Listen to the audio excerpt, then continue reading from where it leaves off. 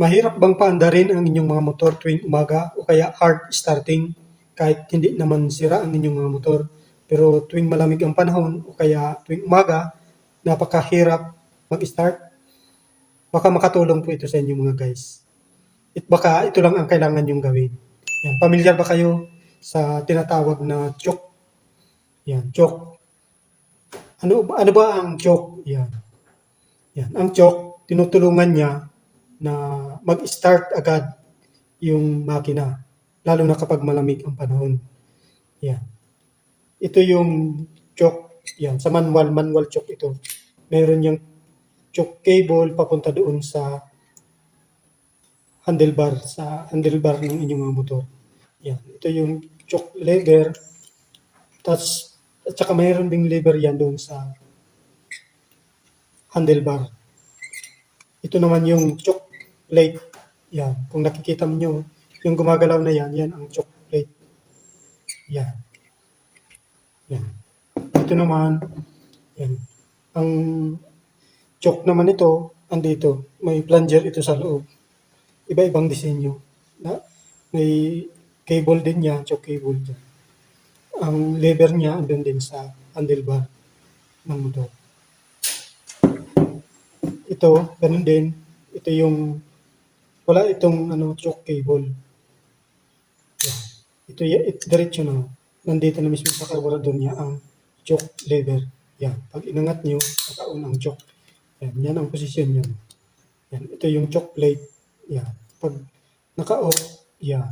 Nakabukas yung choke plate. Pag naka-on ang choke, yan. Sarado yung choke plate. Yan. Paano ba gumagana ang choke? Yan. Gumagana itong choke kasi binabawasan niya yung hangin. Yan. Binabawasan niya yung hangin na pumasok dito sa carburetor papunta doon sa chamber ng engine. At saka, dinadagdagan niya yung gasolina. Yan. Kapag nakasarado po itong choke plate, mas maraming gasolina ang pumupunta doon direkta papunta doon sa chamber sa loob. Yan ang trabaho ng choke. Bawasan yung hangin, dagdagan yung gasolina mula dito sa bowl nito para mag-start agad. Ginagamit lamang po yan tuwing umaga, cold start, o kaya matagal nang hindi ginagamit yung motor para mag-start ka agad. Ano ba ang epekto ng laging naka-on? Yan, laging naka-on ang choke. Yan, ang epekto niyan, mas malakas sa gas. Pangalawa, merong makikita kayong usok sa tambutso.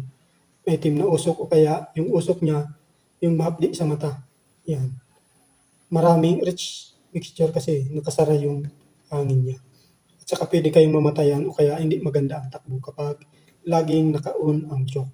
Kaya kapag umandar na ang motor, kailangan dahan-dahan itong ibaba para bumalik sa normal position yung choke plate niya at maging maayos ang takbo ng makina. Yan ang trabaho ng choke.